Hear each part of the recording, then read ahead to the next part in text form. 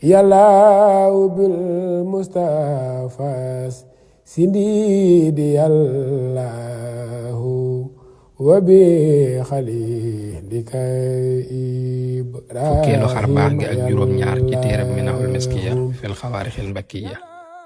sëriñ Mouhamadou Lamine Diop radiyallahu taala anhu nee na bokk na ci xar baaxi sëriñ bi muy feeñu ko ahlu badrin ay yoon ci këram. am na ci yoon woo xam ne sax mi ngi doonoon ci weeru safar ci atum 1341 di atum 1922. sëriñ Tuubaa moo waxal boppam nañu guddi keroog daanaka mënta dallu ndax guddi gi yëpp waa ahlu badrin dañ ko doon dikkal di baagante ci këram di ko siyaarse. sëriñ bi nee na léeg-léeg sax mu dégg kàddu gu naan ko tee ngaa dem barab sàngam, waaye nee na bu fa demee it du tee ñu fekk ko fa. su ko defee mu toxuwaat ci geneen kees, waaye du tee ñu fekkaat ko fa. sëriñ bi nee na guddi keroog daal noonu lañ ko jàppoo ak moom rek ba nim soobe yàlla ñuy soog a dem. sëriñ Tuubaa nee na jaabante googu waa ahlu badrin doon jaabante ci këram keroog guddi googu li ko waraloon mooy mbégte mu rëy mu ñu am ci bayit woo xam ne sëriñ Tuubaa da caa tudd seenub lim muy lim ba gën a wér di 313 muy 313.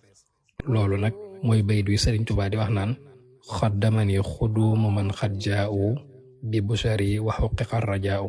nga xam ne boo xoolee bayit wi ñetti xarafi xaaf yooyu ci nekk mooy tolloog limum 300 di 300. xarafu yaa gi ci nekk it ci baatub bi bushari mooy tolloog limu fukk muy 10. xarafu jiim gi nekk ci baatub xad jaa'u mooy tolloog 3 muy 3. lépp nag boo ko boolee day dal di doon 313 di 313 mooy tolloog limub saxaaba yi nga xam ne ñoo teewoon ca Badar.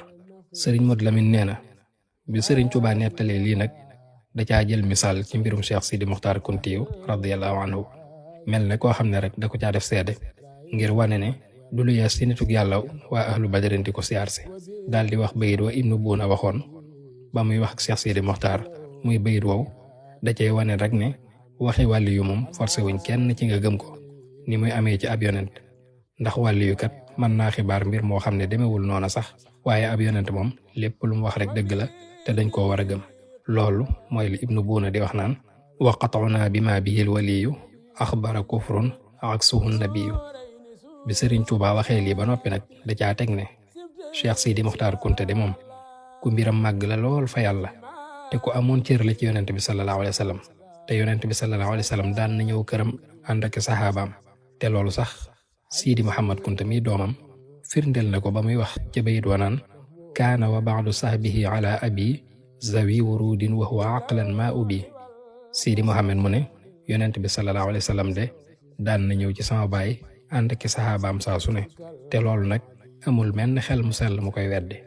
sëriñ Mat Lamin nee na man nag li ma jàpp ne mooy li tax sëriñ Tuubaa di joxe misaal ci Cheikh Sidi Muxtaar Kunte moomu ak di tudd bayit yi, sëriñ Tuubaa daf ñoo bëgg a xamal ne dikk googu waa ahlu badrin daan dikk ci moom yonent bi sallallahu alayhi wa sallam lañ ca daan àndal.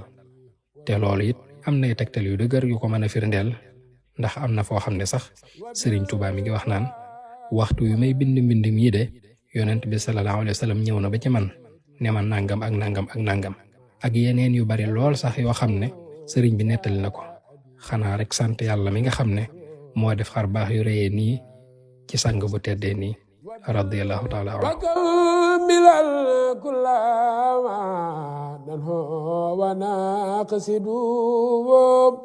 وابلنا كل ما نختار يلا